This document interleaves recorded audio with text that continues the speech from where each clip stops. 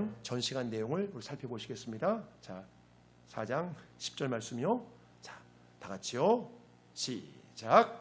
블레셋 사람들이 쳤더니 이스라엘 패하여 각기 장막으로 도망하였고 사륙이 심히 커서 이스라엘 보병에 엎드러진 자가 3만 명이었으며 하나님의 궤는 빼앗겼고 엘리의 두 아들 홈리와 비느하스는 죽임을 당하였더라. 사무엘을 통해 하나님이 말씀하시기 시작했지만 이스라엘 사람들은 전혀 묻지 않고 블레셋 사람과 전투를 시작했습니다. 그 결과 첫 번째 전투에서 4천 명이 죽임을 당했습니다.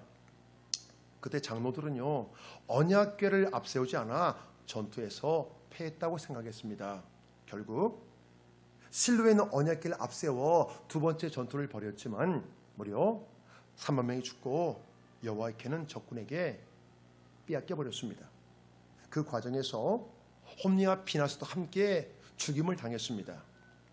자, 이 세상에는요, 작은 실패를 도약의 기회로 삼는 사람이 있는가 반면에 무엇을 해도 계속 망하는 사람이 있습니다.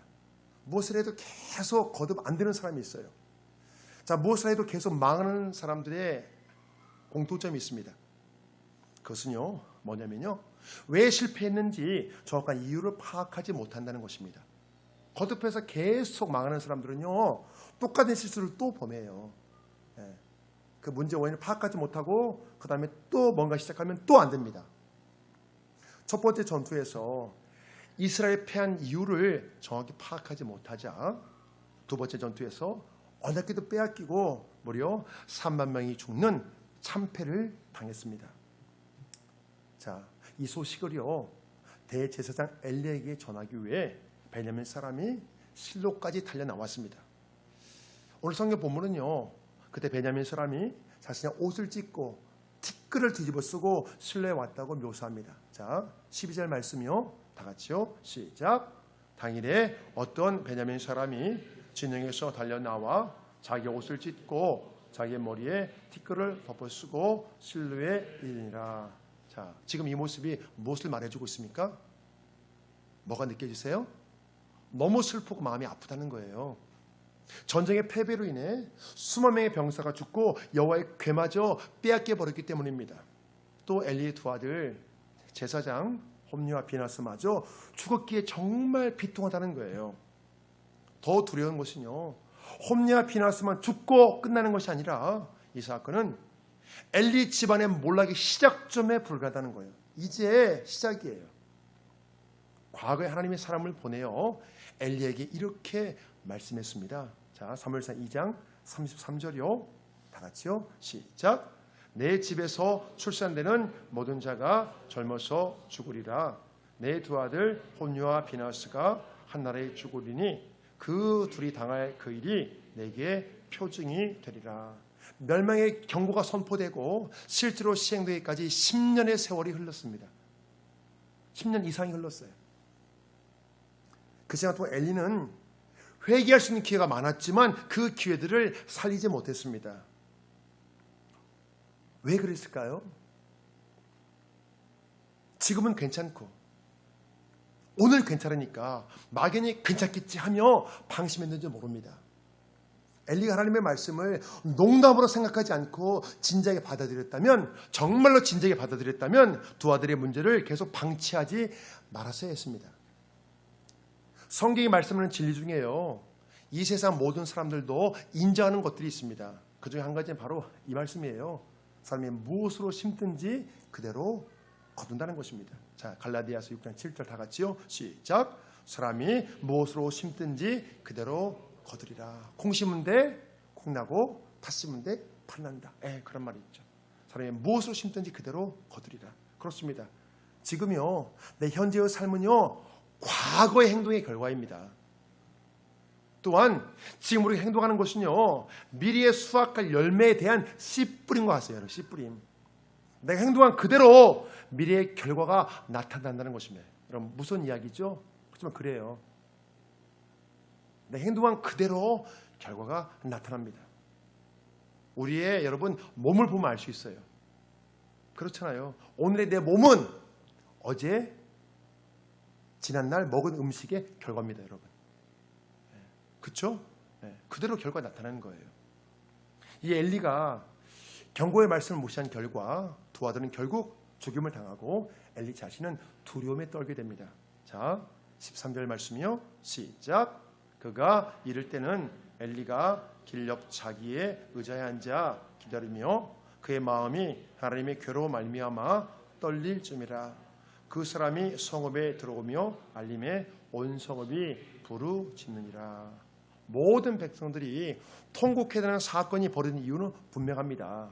사사이고 대제사장인 엘리가 잘못했기 때문이에요. 그렇습니다. 백성들이 지도자를 잘못 만나면 결국 여러분 통곡하게 됩니다. 백성들이 통곡하는 건 여러분 지도자 책임이에요. 교회에서 성도들이 상처받고 통곡하는 것은 여러분 목회자 책임입니다. 담임 목회자 책임이에요. 그 부분은 장로들이 여호와의 궤를 전쟁터로 옮기자고 요청이 왔을 때 엘리가 이것을 말렸어야 했습니다. 무능한 엘리는요, 장로들의 뜻대로 여호와의 궤를 전쟁터로 내보내는 이후에 너무나 두렵고 초조했습니다. 정당하지 못한 일을 했기 때문이에요. 다시 말해서 바르지 못한 일, 옳지 못한 일을 했기에 두렵고 초조했다는 것입니다. 엘리가 심판의 날을 맞이하기 전에 회개했다면 여러분 얼마나 좋았겠습니까? 사람들이 심판의 때를 만나기 전에 깨닫고 돌이키면 얼마나 좋겠습니까? 회개의 길을 주셨을 때 진실로 회개하면 두렵고 떨리는 날을 피할 수 있지만 그 기회를 놓쳐버리면 막연한 두려움이 현실로 찾아옵니다. 만일 나와 하나님의 관계에서 거리낄 것이 없다면 여러분 마음의 평강을 누리게 되지만 뭔가 회개할 것이 존재하면 마음이 두렵고 떨린다는 거예요. 그런 경험 없으세요? 때로 우리 마음이 두렵고 떨릴 때 여러분 그것이 죄의 결과 때문인지 잘 살펴봐야 한다는 것입니다. 이 당시 엘리의 상태를 알려주기 위해 성경 본문은 엘리의 모습에 대해 이렇게 묘사합니다. 자, 15절 말씀이요. 다 같이요. 시작. 그때 엘리의 나이가 98세라. 그의 눈이 어두워서 보지 못하더라. 엘리의 나이가 100세 가까이 되었을 뿐만 아니라 거의 앞을 볼 수 없는 상태입니다. 육체가 불편하고 약해진 것이 문제가 아니라 영적으로 무능하고 영적인 맹인이 되어가는 것이 여러분 진짜 더 큰 문제입니다. 또한 엘리의 모습이 그 시대의 영적인 분위기라고 말할 수 있어요. 이 엘리에게 하나님이 경고했을 때는요, 영적인 눈이 어두워져 있는, 영적인 눈이 닫혀져 있는 상태입니다. 그러다 보니 두 아들에 대한 심판의 경고를 듣고도 회개하지 않습니다.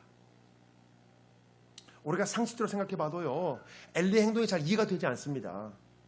아니, 선지자를 보내어 경고하시고 사무엘을 통해 또 하나님이 경고했잖아요. 직접 듣게 했잖아요. 나보다 두 아들을 더 귀하게 생각하는 것, 나를 존중하지 않고 멸시하는 것, 이거 회개하지 않고 돌이키지 않으면 엘리 집안이 멸망당한다는 것입니다. 하나님 직접 듣게 해줬어요. 그런데도 돌이키지 않습니다. 물론 그 경고를 듣는 순간은 뜨끔했겠지만 영적인 눈이 감기면, 영적인 눈이 어두워지면 그 심각성을 잘 모른다는 것입니다. 뭔가 불편하고 두려우면서도 모든 것을 근본적으로 뜯어고칠 마음의 용기가 생기지 않아요. 그 상황이 얼마나 심각한지, 그 모습을 하나님이 얼마나 싫어하는지 말씀을 듣고도 제대로 인식하지 못하기 때문입니다. 왜 그렇죠? 영적인 눈이 어두워져 있기 때문에. 사실 이 문제는요, 성경에 나오는 엘리뿐만이 아니라 모두가 마찬가지입니다. 말씀을 듣는 순간 잠시 찔림은 받아요. 그렇지만 며칠만 지나도 바로 예전의 마음으로 다시 되돌아가 버립니다. 영적인 눈이 감겨 보다 정확하게 인식하지 못하기 때문입니다. 그 상황이 얼마나 심각한지 잘 모르니까 다시 예전의 상태로 쉽게 되돌아가 버립니다. 제가요, 부끄러운 고백이지만 오랫동안 회개해도 잘 이렇게 해결이 안 되는 어떤 그런 죄가 있었습니다. 목회자가 되기 전부터 오랫동안 이게 참 해결이 안 되더라고요. 다시 회개하고 그래도 해결이 안 돼, 이게요. 회개하면 이게 좀 끊어져야 되는데 안 되더라고. 다시 또 반복하고 다시 또 반복하고. 근데 어느 날 그 죄가 완전히 사슬이 완전히 끊어졌어요. 두 번 다시 그 죄 문제로 회개할 일이 없더라고요. 그 이유는요, 먼 고안에 어떤 일이 있었냐면요, 그 죄가 얼마나 심각한지, 하나님이 그 죄를 얼마나 싫어하는지, 그 죄가 계속되면 내가 어떤 나에게 화가 임할지 알게 되니까요, 너무나 무섭더라고요. 그냥 저절로 딱 끊어지더라고요. 그때 깨달았어요. 내가 그 죄가 얼마나 심각한지 모르니까 다시 반복해서 계속 그걸 또 하고 하는구나, 이것을. 회개했는데 얼마 지나면 그 무뎌지면 그걸 또 죄를 범하고 또 회개하고 그걸 계속 반복해 왔거든요. 근데 그 죄가 얼마나 무서운 죄인지 아니까 무서워서 이제 너무나 두려워서 그냥 뚝 끊어지더라고요. 그냥요. 그때 깨달았어요. 내가 이 죄의 심각성을 잘 몰라서 그 죄가 계속 풀리지 않았구나. 얼마나 그 죄가 무서운 죄인지, 하나님이 그걸 얼마나 싫어하는지 깨달아지니까 그냥 저절로 딱 끊어지더라고요. 그렇구나. 그렇습니다. 그래서 영적인 눈을 뜨는 것이 얼마나 중요한지 주님이 이렇게 말씀했습니다. 요한계시록 3장 18절이요. 자, 시작. 흰 옷을 사서 입어 벌거벗은 수치를 보이지 않게 하고 안양을 사서 눈에 발라 보게 하라. 이 말씀은요, 라오디게아 교회를 향해 주님이 책망하신 내용이에요. 초대교회 당시에 이 라오디게아 교회 사람들은요, 물질적으로는 풍요로웠지만 그 반대로 영적으로는 빈곤했습니다. 자신의 수치를, 자신의 허물을 발견하지 못할 정도로 영적인 눈이 감겨져 있었습니다. 영적인 눈이 어두워 자신의 부끄러움, 자신의 허물을 모르는 라오디게아 교회를 향해 어떻게 해서든지 영적으로 맹인된 것을 치료받으라는 것입니다. 안양을 사서 눈에 발라 보게 하라. 제발 영적인 눈을 떠다는 거예요. 영적인 눈을 떠서 너희들이 실체를 보라는 거예요. 주님이 보실 때 이 사람들이 영적으로 너무나 절벽했기 때문이에요. 사랑하는 여러분, 이 시대에 많은 사람들이요, 물질적인 풍요 때문에 자신의 영적인 현실을 잃어버린 채 살고 있습니다. 잊고 살아요. 우리가 굉장히 풍요롭게 잘 살거든요. 내가 생각하는 어쩐 그 기준까지는 못 미칠지라도 여러분 객관적으로 우리 한국 사람 여러분 굉장히 잘 삽니다. 웬만하면 아파트 다 살고요. 웬만하면 다 좋은 집 다 살고요. 또 내가 맘만 먹으면 오늘 당장 먹고 싶은 거 다 먹을 수 있고요. 여러분, 우리가 굉장히 풍요로워요. 그러니까 자신의 현실을 잊어버린 채 살고 갑니다. 먹고 사는 게 풍족하니까 영적인 빈곤은 오히려 계속 방치되고 있는 거예요. 정말 주님이 절실히 필요한데, 주님을 절박하게 찾아야 되는데 어떻게 된 까닭인지 주님을 찾지 않습니다. 내가 누리는 육적인 삶의 풍요로 영적인 빈곤을 싹 덮어버렸기 때문이에요. 영적으로 싸늘해진 식어버린 그 심령들 향해 주님 이렇게 말씀하십니다. 자, 요한계시록 3장 15절 말씀. 자, 시작. 내가 내 행위를 아노니 내가 차지도 아니하고 뜨겁지도 아니하도다. 내가 차든지 뜨겁든지 하기를 원하노라. 내가 이같이 미지근하여 뜨겁지도 아니하고 차지도 아니하니 내 입에서 너를 토하여 버리리라. 이 말씀에서 차지도 않고 뜨겁지도 않다는 것은요, 말 그대로 어정쩡하다는 것입니다. 세속적이지도 않고 영적이지도 않다는 거예요. 타락하지도 않는데 그렇다고 해서 영적이지 않다는 거예요. 사실 이 시대 많은 사람들이 이 라오디게 사람들처럼 차지도 않고 뜨겁지 않은 상태일 것입니다. 나 자신은요, 그냥 이 모습 이대로 미지근한 신앙에 편할 수 있지만요, 한 가지 분명한 것은요, 주님은 우리가 더 뜨거운 신앙이 되길 원하신다는 것입니다. 여러분, 주님 우리가 뜨거워지기 원하세요. 나는 그냥 이게 편하죠. 그냥 미지근한 거 이거. 하지만 주님은 그거 원치 않습니다. 우리가 더 뜨거워지기 원한다는 거예요. 뭔가 내 삶의 결핍을 채우고 힘든 문제를 풀기 위해 주님을 찾는 차원에서 이제 삶 전체가 주님 원하시는 방향으로 여러분 나가자는 것입니다. 내 원하는 것만 채워지면 그 상태에서 만족했던 차원에서 이제 주님이 원하시는 것을 깨닫고 주님이 뭘 원하는지 그걸 깨닫고 실천하는 차원으로 우리가 좀 더 성숙해지자는 거예요. 전쟁터에 달려온 베냐민 사람에게 엘리가 두 아들의 소식을 묻자 그가 답변합니다. 자, 17절이요. 다 같이요. 시작. 이스라엘이 블레셋 사람들 앞에서 도망하였고 백성들 중에는 큰 사륙이 있었고 당신의 두 아들 호니와 비나스는 죽임을 당하였고 하나님의 궤는 빼앗겼나이다. 하나님의 궤를 말할 때에 엘리가 자기 의자에서 뒤로 넘어져 문 곁에서 목이 부러져 죽었으니 나이가 많고 비대한 까닭이라. 그가 이스라엘의 사사가 된 지 40년이었더라. 전쟁에서 패해 많은 백성들이 사륙을 당했고 엘리의 두 아들이 죽고 또 언약궤조차 빼앗겨 버렸다는 소식을 전합니다. 한 가지 특이한 것은요, 언약궤를 말할 때에 엘리가 의자에서 뒤로 넘어져 목이 부러져 죽었다는 것입니다. 자, 사랑하는 여러분, 이 상황이 무엇을 말해줍니까? 엘리 역시 언약궤 문제로 마음이 굉장히 무거웠다는 것입니다. 그 이유는 바르지 못한 일, 옳지 못한 일 했기 때문이에요. 장로의 요청 때문에 어쩔 수 없었지만 양심에 찔렸던 것입니다. 사람이 바르지 못한 일 하면 찔림 받잖아요. 계속 신경 쓰이잖아요. 마음에 걸리잖아요.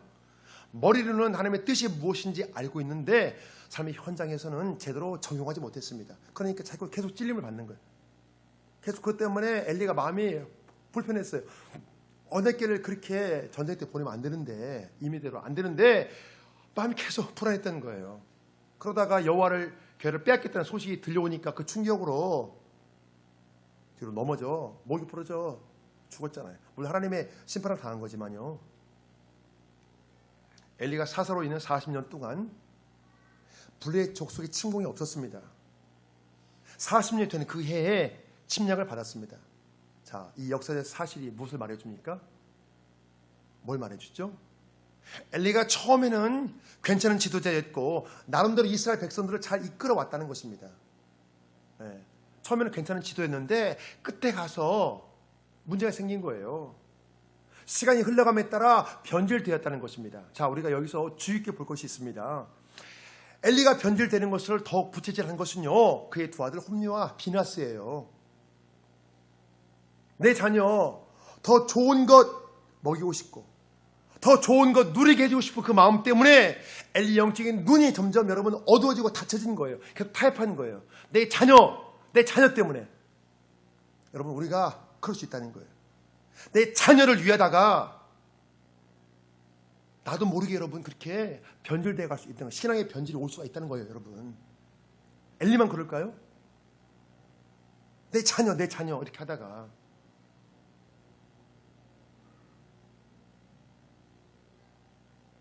나에게 말씀을 적용하는 것은 괜찮은데 나는 말씀대로 그렇게 할 수 있을 것 같은데 자녀 문제에 대해 말씀 적용하는 것을 힘들어하는 분들이 계십니다. 그 이유는 분명해요. 내가 주님을 사랑하는 것보다 내 자녀를 더 많이 사랑하기 때문입니다.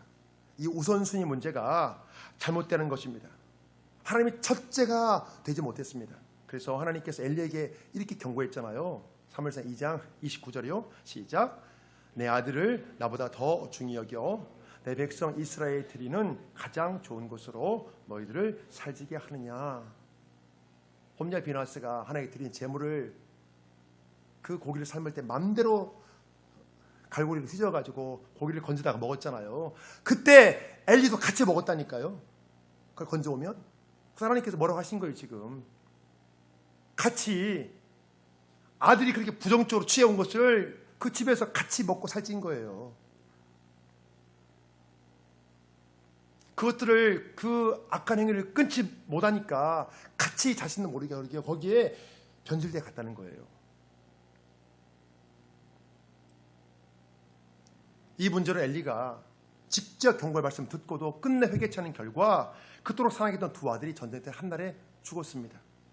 또한 엘리 자신도 뒤로 넘어져 목이 부러져 죽었습니다. 결국 그의 집안이 심판을 당한 거예요. 하나님이 경고한 대로 그렇게 다 돼버린 거예요.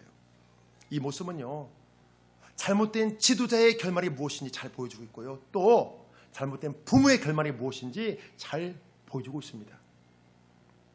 우리가 주님의 성품을 닮아가고 주님의 삶을 닮아가는 과정에서 죄의 문제를 잘 푸는 것이 굉장히 중요합니다. 여러분, 죄 문제. 사실이요, 한 사람의 삶이 변화되는데 자신의 죄를 정확히 깨닫는 것처럼 여러분 중요한 것이 없습니다. 많은 사람들이 내 죄를 깨닫지 못해서 삶의 문제를 풀지 못합니다. 한 사람이 겪는 삶의 문제, 삶의 고민들, 또 어떤 개인적 성품의 문제들이 깊이 파고들잖아요. 파고들면요, 여러분 뭐와 그 뿌리에 뭐가 있냐면 여러분 죄 문제가 있어요. 여러분 그런 경우가 여러분 굉장히 많습니다. 사람들이 겪는 어떤 문제들, 고민들, 갈등들, 여러 가지 뭐 그런 것들이 여러분 파고들어가면 여러분 그게 죄 문제와 관련이 있다니까요. 하나님을 더 신뢰하지 못해서, 하나님의 마음을 품지 못해서, 하나님의 사랑을 실천하지 못해서 여러분 그런 부분 때문에 우리가 갈등, 힘들어하는 부분 여러분 얼마나 많아요. 죄의 문제를 제대로 풀지 못해 삶의 문제로 고통받고 성품의 문제로 여러분 고통받는다는 것입니다. 내 죄를 깨닫는 것이 너무 중요한데 엘리가 이것을 못했던 것입니다. 계속 기회를 주셨는데도 끝내 자신의 죄를 깨닫지 못하는 영적 무지로 인해 엘리의 최후가 비참하게 된 것입니다. 사랑하는 여러분, 많은 하나님의 사람들이 목회자가 변질되는 이 문제로 마음 아파합니다. 저도 저희 교회 오신 분들 중에서 여러 분들에게 그 말을 들었어요. 목회자로 인해서 상처받는 이야기들.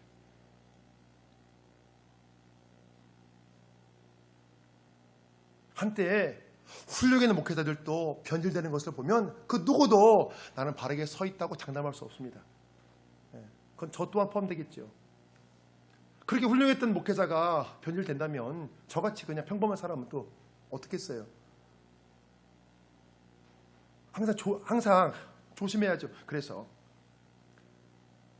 나는 괜찮은 삶이라 생각하고 내가 서 있다고 생각하는 순간 여러분 넘어질 수 있기 때문이죠.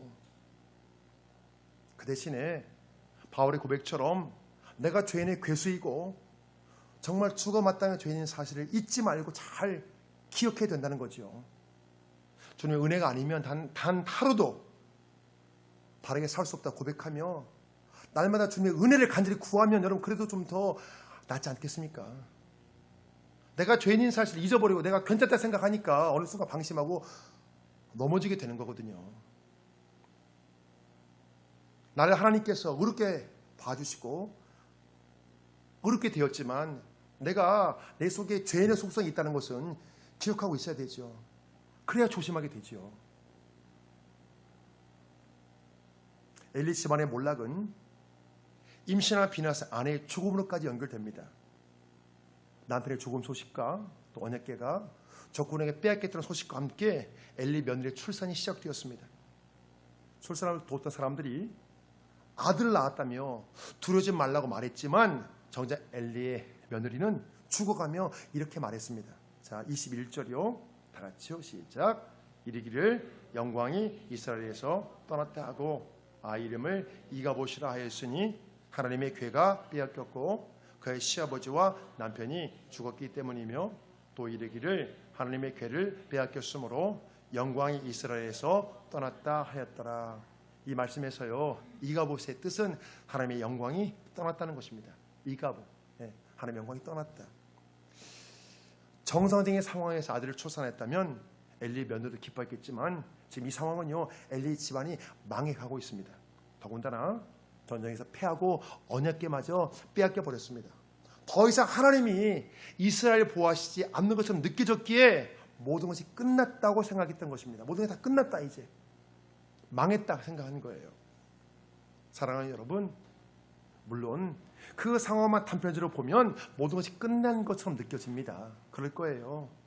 사람이 볼 때는 절망이지만요, 그렇지만 하나님이 보실 때는 여러분 결코 절망이 아닙니다. 내가 볼 때 끝난 것 같은 것이 아니라 결코 여러분 끝난 게 아니에요. 하나님이 끝내셔야 끝나거든요. 그 이후에 펼쳐진 상황을 보면 여러분 사무엘을 통해 다시 회복되는 역사가 있습니다. 자, 사무엘 7장 12절 말씀 보실까요? 자, 시작. 사무엘이 돌을 취하여 미스바와 센 사이에 세워 이르되 여호와께서 여기까지 우리를 도우셨다 하고 그 이름을 에베네사이라 하니라. 이에 블레셋 사람들이 굴복하여 다시는 이스라엘 지역 안에 들어오지 못하였으며 여호와의 손이 사무엘이 사는 날 동안에 블레셋 사람을 막으심에. 전쟁에서 패하고 남편이 죽고 대제사장도 죽고 하나님의 궤는 적군에 빼앗기고 물론 너무나 절망스럽지만 그 상황에서 엘리의 며느리가 느꼈던 그 부정적인 감정, 그 절망의 감정이 여러분 그게 전부 다가 아닙니다. 모든 것을 다시 회복시킬 하나님의 계획이 있다는 거예요. 하나님의 계획이 있다는 거예요. 블레셋과 전투에서 패하고 하나님의 괴마저 빼앗길 당시에는 잠시 하나님의 영광이 떠나는 것처럼 보여요. 다 끝난 것 같죠. 그렇지만 사물을 통해 이 모든 것이 다시 여러분 회복된다는 것입니다. 성경에서요 하나님이 쓰시는 사람들이 여러분 공통점이 있습니다. 그 사람들은요 하나님의 임재를 간절히 사모했던 사람들이야. 하나님 임재를 사모한다는 거예요. 나이 어린 사무엘이 성전에 누워 자며 하나님의 궤 옆에 누워 자며 하나님의 임재를 사모했습니다. 또한 이스라엘 역사상 가장 부강한 나라로 만들었던 다윗 역시 정말 눈물 날 정도로 여러분 하나님의 임재를 사모했습니다. 다윗이 이스라엘의 왕이 되기 이전에 여러분 참 힘든 세월을 많이 보냈잖아요. 사울에게 쫓겨가면서. 다윗이 쓴 시편을 보면 그가 얼마나 큰 고통을 겪었는지 또 그 고통을 극복하기 위해 그가 얼마나 하나님을 사모했는지 여러분 절절히 여러분 묘사되어 있어요. 정말 눈물 날 정도. 그걸 보면은 자, 그 중에서 한 분 보실까요? 69편 시편 69편 1절이요. 자, 시작. 하나님이여 나를 구원하소서. 물들이 내 영혼에까지 흘러 들어왔나이다. 나는 설 곳이 없는 깊은 수렁에 빠지며 깊은 물에 들어가니 큰 물이 내게 넘치나이다. 내가 부르짖음으로 피곤하여 나의 목이 마르며 나의 하나님을 바라서 나의 눈이 쇠하였나이다. 물들이 내 영혼에 들어왔대. 영혼이 아프다는 거예요. 지금 사람이 힘들면 마음이 아프다고 하잖아요. 근데 그 차원이 아니라 영혼이 아파. 영혼. 얼마나 힘들면 깊은 수렁에 빠지며 깊은 물에 들어간대요. 깊은 수렁, 깊은 물. 자기가 너무나 어려운 상황을 이렇게 묘사하고 있는 거예요. 다윗이 감당할 수 없을 정도로 고통을 당하는 중에 목이 마르고 눈이 쇠할 정도로 하나님을 사모했다는 거예요. 하나님을 너무나 애타게 불러서 목이 마르고 하나님을 너무나 간절히 바라서 이러면 눈이 쇠할 정도로. 왜? 너무너무 죽을 만큼 힘드니까. 하나님 아니면 안 되니까. 중요한 것은요 다윗이 이런 고통 중에도 하나님을 찬양하며 하나님의 영광을 올렸다는 것입니다. 자신이 당하는 고통의 정도와 관계없이 변함없이 하나님을 여러분 신뢰했다는 거예요. 변함없이 내 고통의 정도에 따라 하나님을 더 신뢰했다가 덜 신뢰했다는 것이 아니고 고통의 정도에 관계없이 그렇게 죽을 만큼 힘들어도 여러분 다윗이 하나님을 계속 여러분 신뢰했다는 거예요. 변함없이. 다윗의 시편의 공통점은요 깊은 고통을 시작했다가 그 끝은 반드시 하나님을 찬양하고 하나님의 영광을 올리며 여러분 끝난다는 것입니다. 금방으로 죽을 것 같은 고통을 호소하고 탄식하며 자신의 모든 걸 다 하나님 앞에 여러분 진솔하게 털어놓습니다. 그 안에서 다윗이 겪는 감정을 느낄 수 있죠. 절망, 좌절, 슬픔, 외로움, 두려움, 불안, 공포 여러 가지 감정이 교차합니다. 심지어 원수들을 저주하는 내용까지 하나님 다 여러분 털어놓아요. 시편 봐보세요. 정말 그렇게 해요. 다윗이요. 어떻게 이런 표현까지는 할 정도로 다윗이 그렇게 다 감정을 쏟아놓습니다. 근데 여러분 그게 끝이 아니에요. 그 이후에는 반드시 하나님을 찬양하고 하나님께 영광을 올리며 여러분 그 끝을 정리해 나갑니다. 자, 시편 69편 30절 보실까요? 끝부분. 자, 시작. 내가 노래로 하나님의 이름을 찬송하며 감사함으로 하나님을 위대하시다 하리니 이것이 소 곧 뿔과 굽이 있는 황소를 드리모다 여호와를 더욱 기쁘시게 함이 될 것이라. 네, 우리가 다윗에게 배워야 할 점은요, 특히 배워야 할 점은 그가 간절히 하나님의 임재를 사모했다는 성령의 사람이었다는 것입니다. 성령의 사람, 하나님의 사람. 그렇습니다. 다윗은 눈물 날 정도로 하나님을 사모했던 성령의 사람이에요. 내가 하나님을 너무 불러서 목이 마르고 하나님을 너무 애타게 찾아서 눈이 쇠할 정도로 하나님을 찾았대요. 여러분 그렇게 하나님 찾아보셨나요? 힘들 때 내가 목이 마를 정도로 하나님을 부르고 내가 눈이 쇠할 정도로 하나님을 내가 찾고. 다윗이 성령의 사람이었기에 여러분 큰 고통 중에도 하나님께 감사 찬양할 수 있었습니다. 성령의 사람이었기에. 그게 고통이 적어서가 아니라 성령의 사람이었기에. 성령의 사람의 가장 큰 특징은 여러분 변화된 성품이에요. 변화된 성품. 성품의 변화를 통해 그가 성령의 사람인 것을 알 수 있습니다.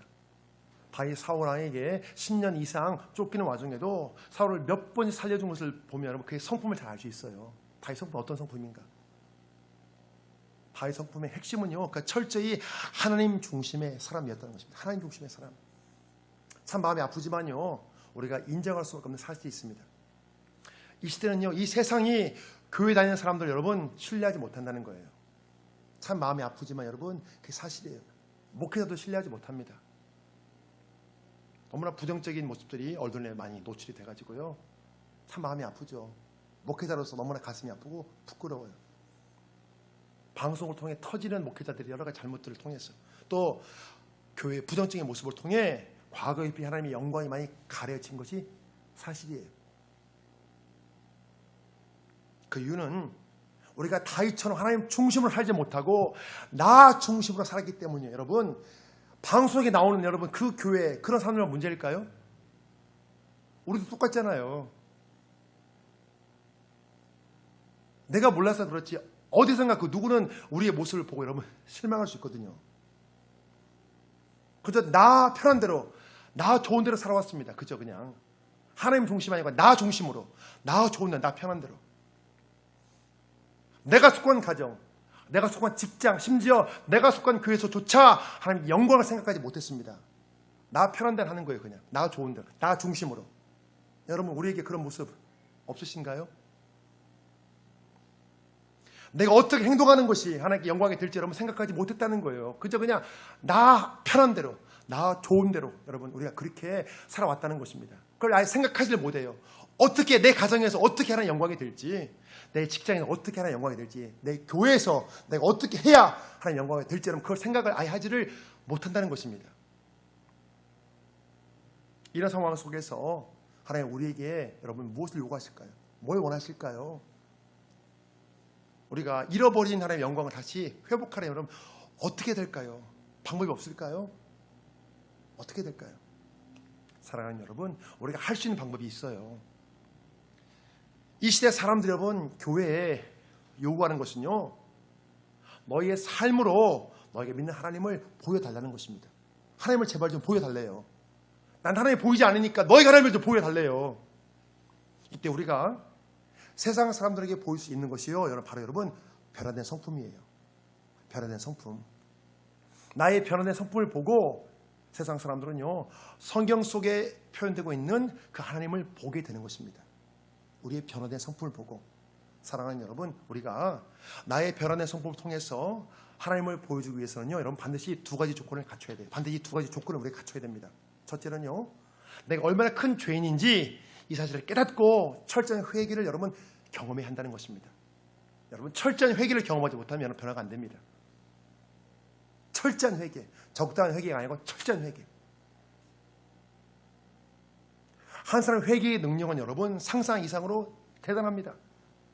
바울 한 사람 회개를 통해 여러분 이 세상이 바뀌었잖아요. 기독교 역사가 바뀌었잖아요.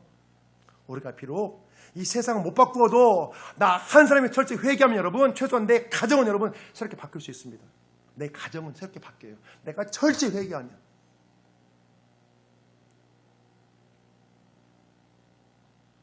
그 누가 나를 찔러대도 나 옛 성격이 자아가 다시 확 뒤집어 올라오지 않는 그런 사람이 되잖아요. 바뀌어요 여러분. 그러면 누가 찔러대도 옛 성격이 확 올라오는 이것만 죽어도 여러분 바뀐다니까요.